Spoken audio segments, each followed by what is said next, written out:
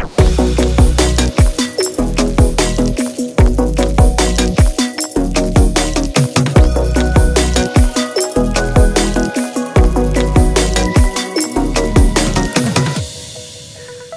everyone. My name is Bondarenko. I'm chief editor of LiRoom magazine. It's a blog about music in Ukraine. And welcome to the next panel of the International Music Forum Selector Pro 2022, a new era. What have we learned from the last 2 years? It is brought to you by British Council and Music Expert Ukraine with the aim to strengthen connection between the people all around the world, with the musicians all around the world, with the event creators, producers, and everyone who works in the music industry. And today we will talk to three beautiful speakers, and we get Beril from Turkey, who is a musician, producer, and curator of My City and My Sound project. We've got Paul McGivern, booking agent from Playbook Artists and also manager of music festivals. And also Jane Beese, director of music of Manchester International Festival and also the Project Factory. She will talk later about. So today we want to talk about what had happened in the last 2 years, but not to talk in it in a very negative way, because it's the easiest way to talk about it.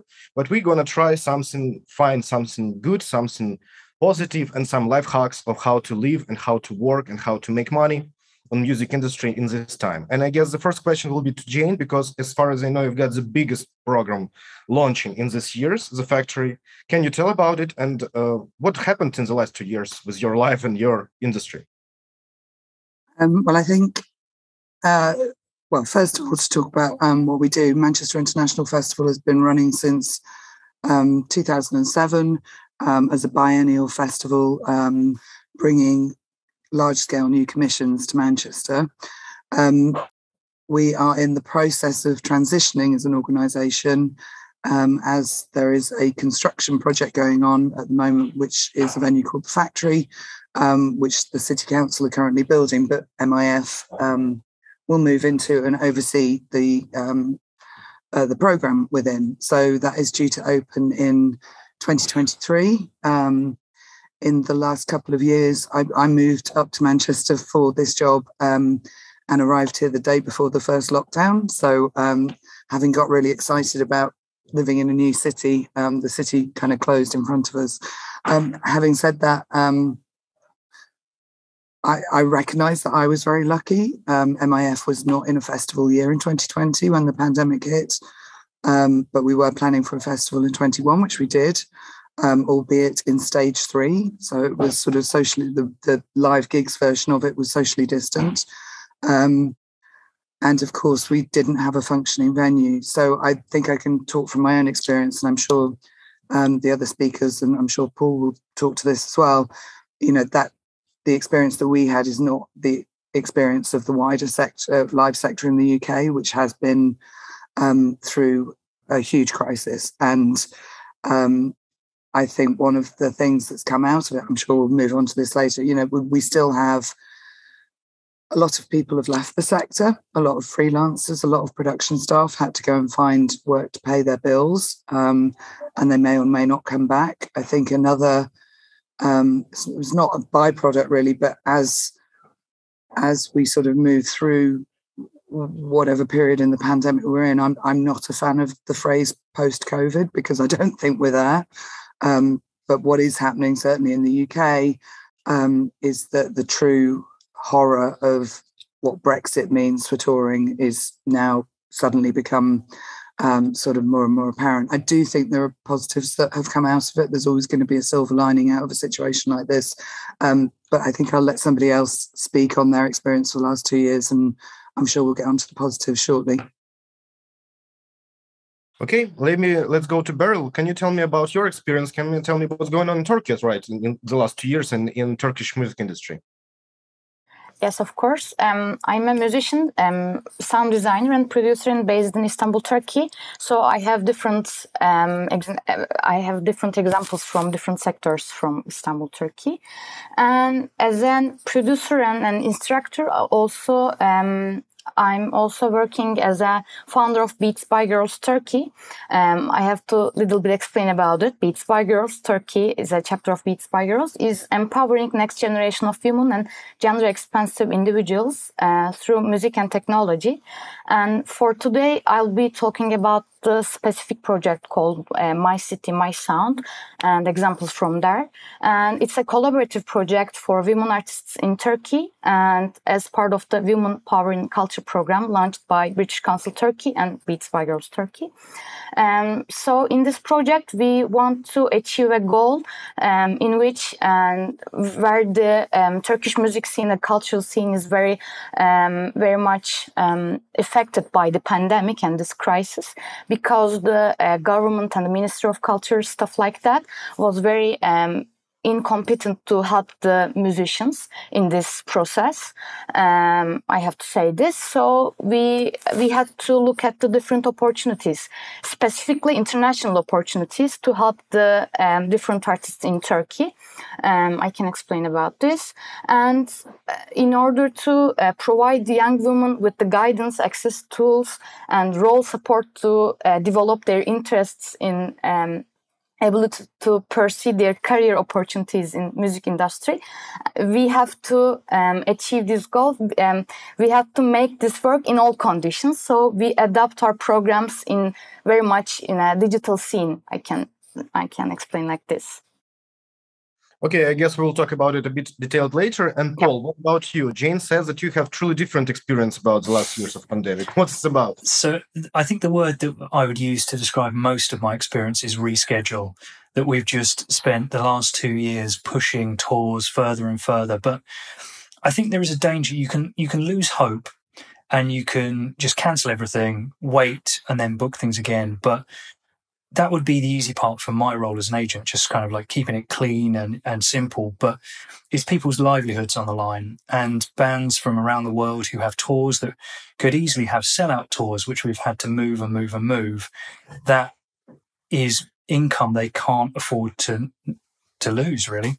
So we have kind of just been managing existing tours, and during the pandemic, we actually launched the new agency in May 2021, which might seem like a crazy move because we're in the middle of a global pandemic with lockdowns across most countries at the time. But we'd actually spent some time in the 6 months prior just evaluating what we wanted from work, and we had conversations, me and my partners in Playbook Artists.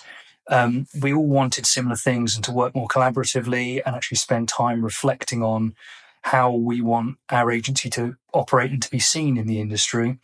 So I guess in one way, a positive is we had the time and space to think, and we came up with this idea of an agency and just went with it and launched it. And we've had a pretty good experience in 2021 because we shifted, and we can talk about this slightly later, but we shifted from doing so many North American artists coming over to Europe and doing a 15-date conventional tour to actually really focusing on domestic markets for artists. And during the lockdown, I signed a Belgian artist who can sell a lot of tickets in Belgium, and we have a full development plan for the whole world for them. But because people couldn't travel and restrictions were being lifted in certain markets, we actually were able to support this band to make sure they maximized their income in 2021. And actually it was incredibly profitable. So we ended 2021 on a high. We actually even got to, because we have offices in Berlin, UK and Dublin, and we actually all managed to come together in Dublin we went to dinner together, which just seemed like a crazy thing to think about for months. And that was a real celebration at the end of the year. And obviously subsequent restrictions kind of came back in, but we managed to sneak it in there. And then in my other role, so I'm a programmer on a series of festivals in Spain, and there's a wonderful team based in Spain, and I've had to work remotely for the last couple of years. I haven't been able to see them, but we managed to have one conference together in Bilbao in October. And again, it just felt like this real release of everything to just see everyone. And in a weird way, it felt very strange at first, but within 2 minutes, it felt perfectly natural. Like you'd seen everyone the whole time because we do a lot of this. And again, in 2021, we actually had quite a positive festival in Barcelona. The festival is called Pedralbes, and it's a series of concerts. And usually we do 20 concerts, but we actually did 40 concerts of domestic artists. And we had one international, which we managed to still maintain because they were based in France and they could just drive down. And we actually had over 65,000 people attend in summer 2021. So we were very lucky. We planned for it, worked very hard, worked with regional governments and all of these things to find a socially distanced format, and everything was as safe as we could have it. But 2021 was good in many ways. There's still huge restrictions and touring has to change, but I guess we'll talk about that in a little bit. And how do you think, if we're talking about it right now, do you believe that domestic artists will be the future of festivals and booking agents in future? Because previously there were more international acts on the festivals, and now we can see in Britain and Ukraine too a lot of domestic artists. I think I'm sorry, I'll just take this one first and then everyone else can jump in. But I think it really depends on how the next 12 months go, because we're still dealing with a lot of the festivals in Europe have a backlog, that the lineups are very heavily 2020, that then got rolled to 2021, then to 2022. So you have these big international names, and the international names on big festivals are always going to sell the bulk of the tickets. So having a domestic name that can sell a lot of tickets is great, but for the sponsors and all of the other people involved, they want those big international names. But from a domestic, like club and theatre touring world, it's so much easier right now because of the restrictions lined up across the different countries in Europe. So say in 2019, I'd book a tour that's 10 dates and covers 7 countries. Right now, that's impossible. Because to get all of the tour dates to line up with all of the restrictions to make everything work, that's not going to work. So if you're a band, and I use the kind of case study of this artist I work with in Belgium, they can travel everywhere in a van. So they don't need to think about flying. They don't really need to think about many things because it's part of the Schengen area. So the border checks are very minimal. Obviously, they're fully vaccinated and they comply with all testing regulations, but it allows them not only to play their domestic market, but the countries around it. And artists that can sell tickets are always going to be attractive to people. I think right now it's very much like a stopgap that they're saying, like, okay, right now we're going to have a lot of domestic artists on the bill, but saying to their audience, like, wait, the internationals will come. And I don't know what the long-term future will be, but certainly if I'm a festival booker or promoter, it gives me a lot more confidence working with domestic artists that don't need to travel, because all you need, thinking about the finances of a whole tour, all you need is 1 or 2 shows to cancel and the tour collapses because the finances don't work. So you could be sitting in, like Jane, you could be in Manchester, perfectly fine with the regulations. They lose a show in Berlin, the tour collapses, and then the show's gone. So having domestic artists gives people a lot of confidence right now. I think the next 12 months will probably dictate whether that's a long-term trend or if it's going to be short-term. But certainly short-term, the domestic artists are really benefiting from that. Okay, so if you're working on a domestic markets, you need to promote your local artists, right? If I understand, Jane. And how do you work with it right now?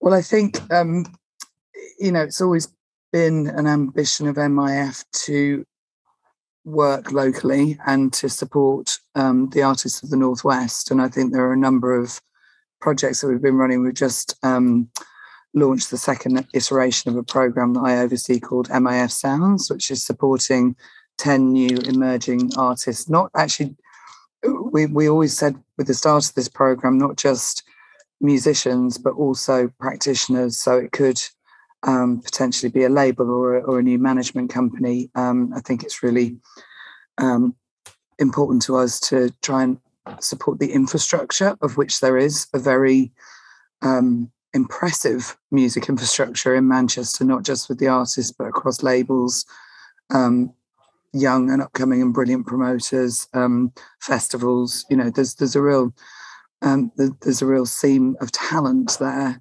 And I think we just need to be front and foremost supporting that. So, I agree with what Paul said, that, I think the domestic aspect of it will certainly be what we're looking at now. And I think in many ways that's incredibly beneficial to a lot of artists who may not have had that spotlight on them for not being from the US or the UK. So I think that's actually weirdly a positive thing for me to say. But I don't think it will remain like that. I mean, I think we still have an awful lot of work in this country to do, and there's a huge amount. And I think this is, again, one of the positive things that's come out of the last 2 years, is that the music sector, and especially the live sector, has learned how to be political and how to talk to government and how to get things changed.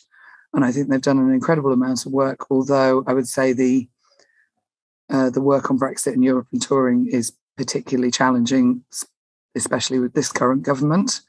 So, there are a lot of challenges that face us this year around, there are lots of stories around trucking companies who, because of the restrictions of going into Europe, taking on music tours and events is not as attractive or sustainable or just as financially stable as working with Amazon or Google or a supermarket. So there are trucking companies that are reluctantly choosing to be moving into those markets rather than the work that we're in. I think there are challenges around infrastructure, especially for the festivals in the UK this coming summer. So, as we've said, we don't want this to be an entirely negative conversation. I think there are positives coming out of it. I think the fact that certainly the meetings that I've been sitting in on around the live music sector are people in a room together regularly who, of course, would be talking to each other in a pre-pandemic situation, but are now talking to each other in a more collective, we're all in this together, how do we get through this together? That's also a kind of strapline and an attitude, which I think as we got back to business, I don't even really like to use that word, but as we've become more open since last summer, I can see those attitudes changing back to the kind of normal, more aggressive tactics, shall we say. But there was a period of time where none of us could see what the end of this was going to be. So we had to at least pretend to be all in it together.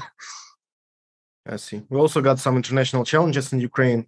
But speaking to Beril, what about Turkey and what about your project? Because when we talk about cultural projects in Ukraine, for example, often it is noted as it's not a high time for culture. It's not a high time for women problems in music. It's not a high time for something else.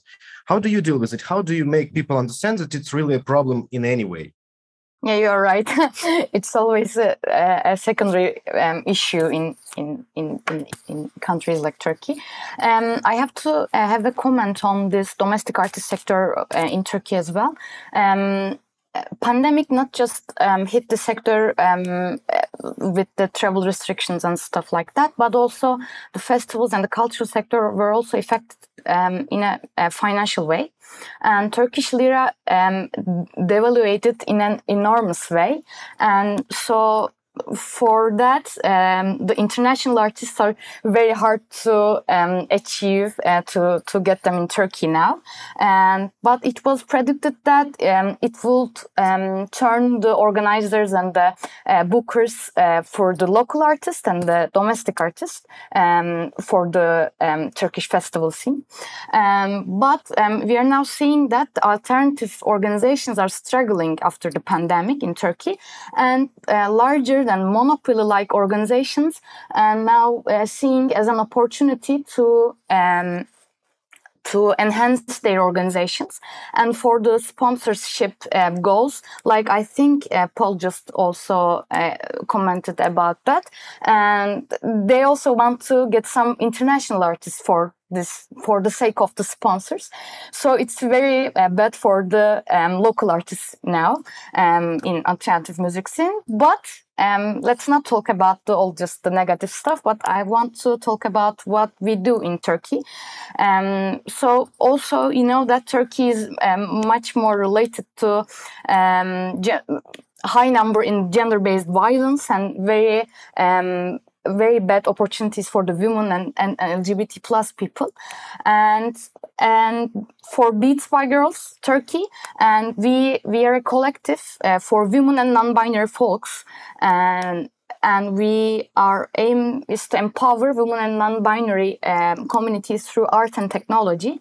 And for pandemic, I think I should have said this. It was an opportunity for us, because when the live scene is all closed, we had to adopt our projects in also to digital scene. And we are very, for example, as an artist, I'm very accustomed to work as remote as an artist, as remote and based on the digital work. And in Beats by Girlz Turkey, we also our project called My City, My Sound is very much created digitally. It was a part of WoW Sounds Festival, WoW Sound Istanbul Festival. As you may know, it's a British Council International Festival for the women around the world. And as a part of WoW Sounds, My City, My Sound is a part of the digital creation of the festival, and we aim to create opportunities for women musicians working as instrumentalist, vocalist, producer, or sound designer to voice their ideas on gender equality, as well as showcase their arts and talents through diverse, inclusive, and innovative programming on the digital scene. I should have said this. And through online workshops and mentoring sessions, and participants are learning the basic principles of sound design and music production. And we had an opportunity for them to create their music and voice their voice on gender equality in Turkey also. I can say this. Well, Alex, actually, I wanted to ask you if you could give us the headlines of the Ukrainian experience over the last 2 years. And actually, I think, you made a very brief reference to it. I think we're all interested to hear from you on the ground, because obviously the Ukraine is in the newspapers and on the news all the time at the moment. So just to hear from you as well. It's kind of controversial because we've got a lot of projects funded by, for example, the same British Council and also some governmental organizations. We've got an Intercity Festival. I want to talk about it later. It was a big international festival launched only online, and it had a huge press. A lot of great bands were playing. But after that, I can't say that we've got a lot of online festivals and stuff like that. But also in last year, restrictions in Ukraine were much less than in other European countries, which led, for example, Atlas Weekend Festival to be the biggest festival in Eastern Europe at the time, even bigger than Sziget, because Sziget wasn't aired. And we had a chance to get a lot of even international artists in Ukraine and have their gigs here. But right now, I guess it's kind of schizophrenic situation, because everyone is looking on the news, everyone is going to become ready for awful things. But also, at the same time, you go to the shops, you plan your holidays, you plan concerts, you plan gigs. So we got a lot of bands right now on the tour. For example, my friend's band are going to have a gig next month, and nothing stops them, not even COVID pandemic, not even the some international news and stuff like that. So it's kind of the situation when you're preparing for the war, but living in a normal time. So that's the situation here, but I guess it's the same almost everywhere, because on the previous panel, I was talking to John Dunn from Britain, and he was talking that it was the first time ever when all the booking agents in London gathered together to talk about their plans. That have never happened before, because they kind of not hate each other, but they get some rivalries.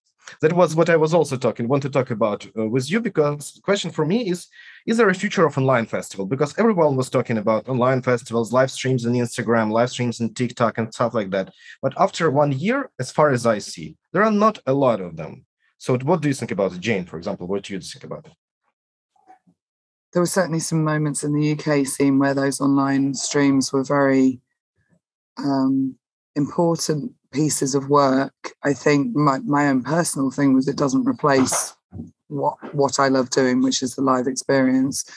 But of course, we're all moving into a more digital space across what we do in addition to the live work that we do. So I think, I remember in March 2020, everybody was kind of rushing, there's this huge white noise of everybody rushing into what can we do online. And there was really just too much going on. I think too much for people to absorb when, and I remember really that, one of the highlights was the beautiful Nick Cave, Alexandra Palace piece. Personally, a huge fan. It was at that period in the pandemic where all I could think about whilst watching it was all of the Nick Cave gigs that I'd been to, so actually it made me feel very melancholy about it. So I don't think it will ever replace. I think we're still working on how it sits alongside and augments. I think we have to see it as a very happy bed partner, but I don't know. And it's not my area of expertise. And I wish my colleague Gabby was sitting here to talk about it because she would be more intelligent about it. I don't know that we've landed on, the right VR experience yet. Everybody, it's really rare to come across a proposal from an artist nowadays when they want to do something new and different where they don't talk about the word immersive. I don't really know what that means. But when I go to something that's immersive, I'll let you know. I think with all these things, there can be a sort of time of just the buzzwords before actually creating the piece. I don't think the streams will ever replace the live gig. Paul, and what about you as a booking agent? I heard about concerts in Fortnite, concerts in other online games. Did you practice something of that? Not Fortnite, but we certainly tried. As Jane said, there was a moment in kind of like March through till May 2020 when everyone was using the word, let's pivot. So we're going to do everything that we did, but put this into a digital space. And what you find is, like, Nick Cave did a beautiful concert at Alexandra Palace, but he's a super famous artist who's always going to sell tickets to whatever he does.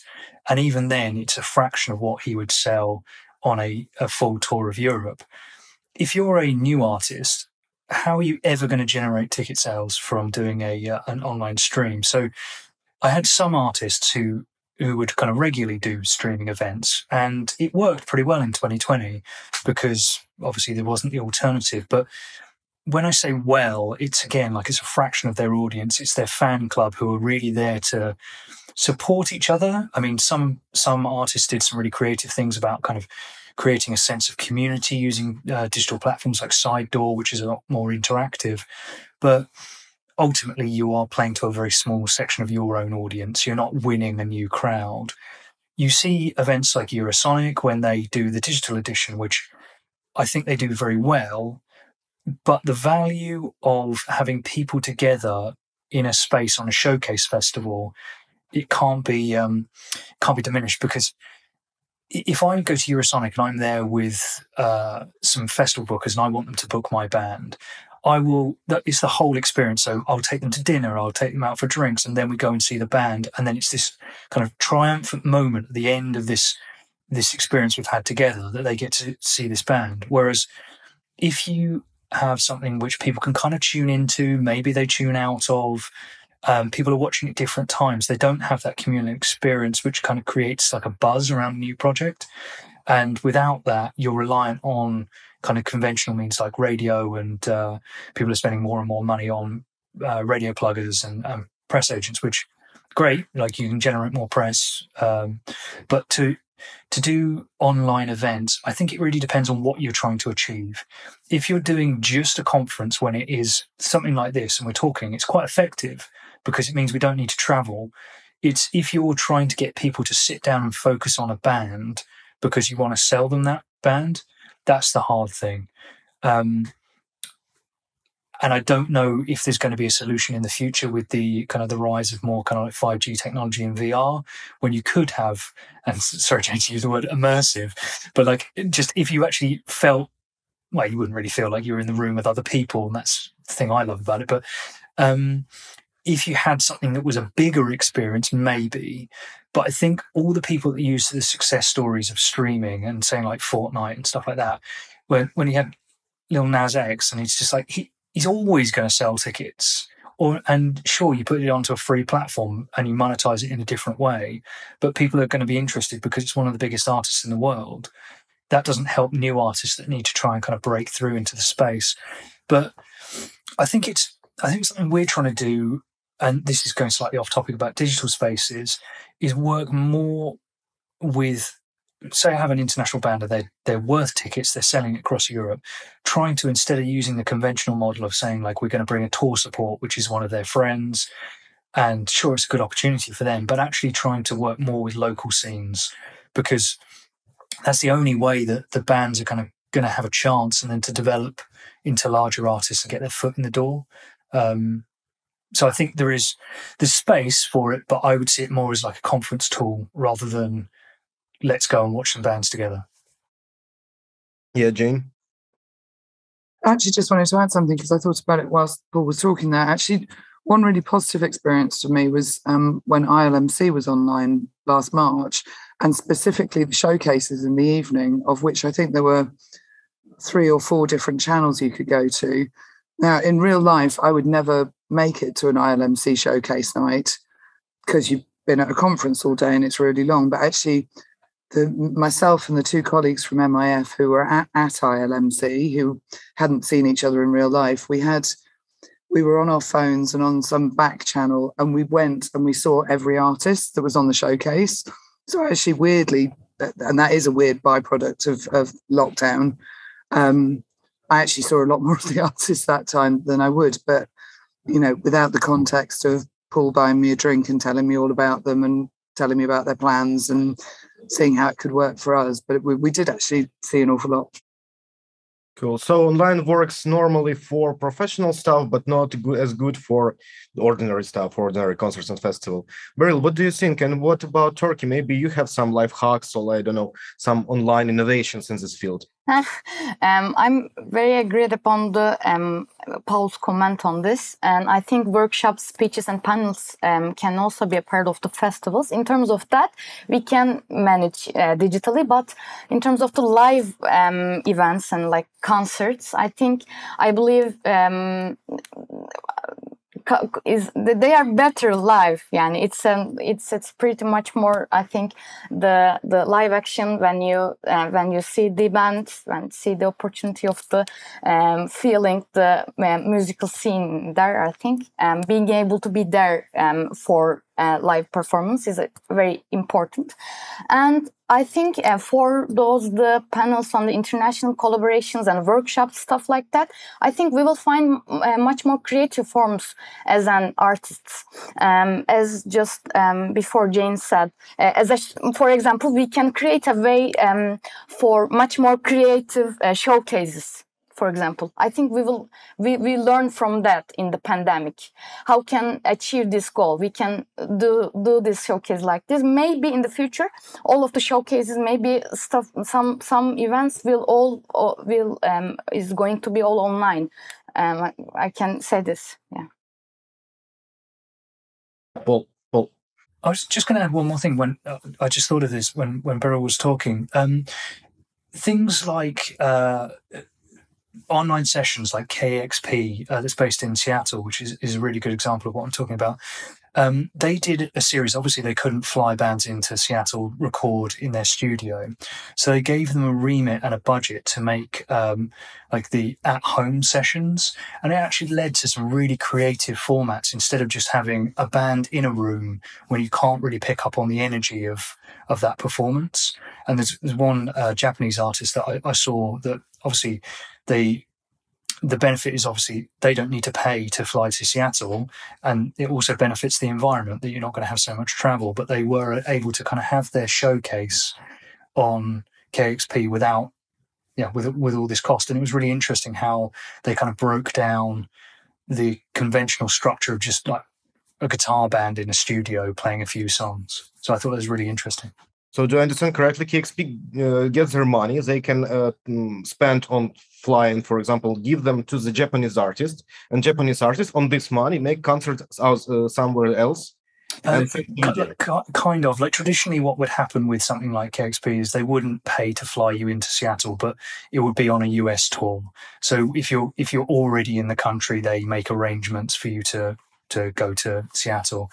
And the one artist I'm thinking of, being based in Tokyo, obviously couldn't travel in this time period, and she just created a really kind of a visual arts style session. And to me, that was very interesting and made me then go and look at more of the stuff that she was doing rather than just kind of clicking past, if that makes sense. Also, I want to ask you, especially Paul and Jane, about, I know that British government gave a lot of money on the cultural projects in the beginning of the pandemic. And Jane, you were talking about it with my colleague Sergei in an interview for my media, so I know about it. And you told that there are some, not everyone agrees on how this money are spent. And the 2 years has passed. What do you think about it? So what about this program? Was it successful or not? Jane, maybe you can start. I think the Cultural Recovery Fund, the CRF, was announced as a very big sum of money. However, there's an awful lot that needed to cover, an awful lot. And my understanding from people that applied for and received it is that there have been some challenges with how long the money has taken to come through, given that it was meant to, in part, be there to keep businesses going. There were some challenges with organisations in that you had to sort of prove that you were going to go bust unless you got this cash. And I think, if you get down to the grassroots music venue level, which is really, I'm sure everyone will agree with me, the lifeblood of our industry. You're talking about organisations that have 1 or 2 people as permanent staff. So I think one good thing actually that happened, and I should flag up Music Venues Trust, which is an organisation which helped a lot of those smaller organisations learn how to make those applications, because it sort of just seems like a mountain to climb when you're not used to doing it. I think one good thing about it was that there's a lot of organisations, some people would say that historically a lot of the money from the Arts Council and therefore from DCMS has gone to certain sectors of the creative industry, so more heavily skewed towards classical music or visual art or opera or ballet. I think there's a number of organisations that have never received any public funding who did receive public funding through this, which is good. I think it all had to happen very quickly. It was a very large fund.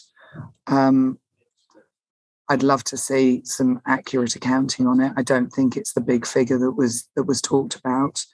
And yes, I'm sure Paul has something to say as well. Yeah, Paul, did you get any money from that fund? No. It serves. I mean, obviously, it came about very quickly, and they're trying to plug a gap that needed to be filled very, very quick. As an agency, it was very difficult to apply for any sort of funding.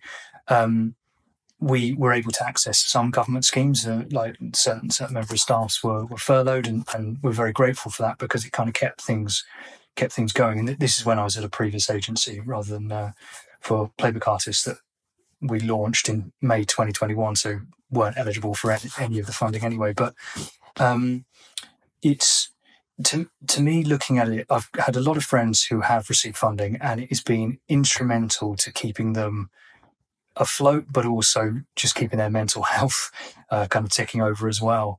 To have that process that they knew that somebody was going to help them.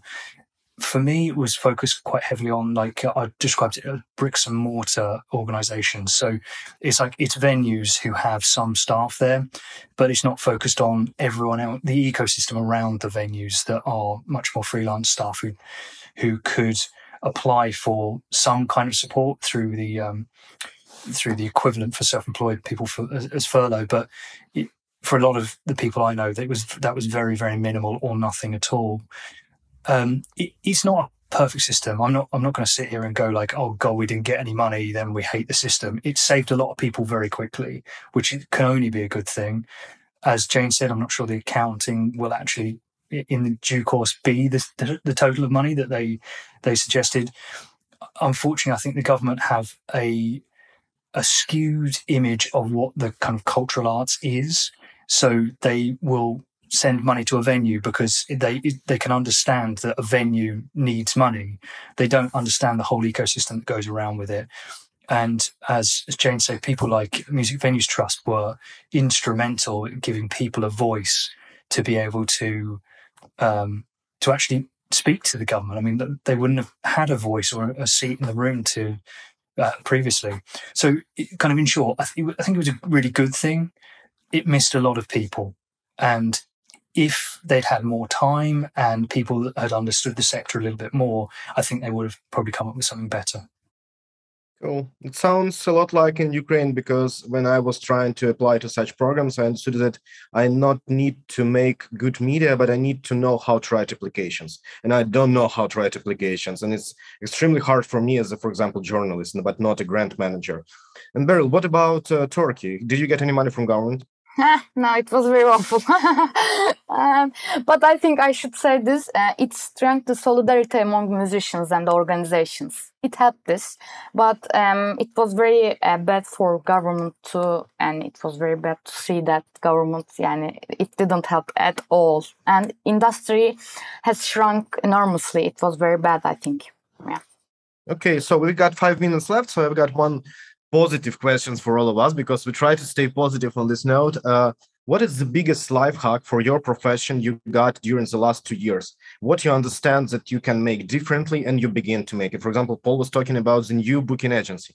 So can you tell me the biggest life hack you get? Maybe we can start from, I guess, Beril. Let's start from you. I think it showed me how easy to create an international collaborations. I think firstly, I should say this.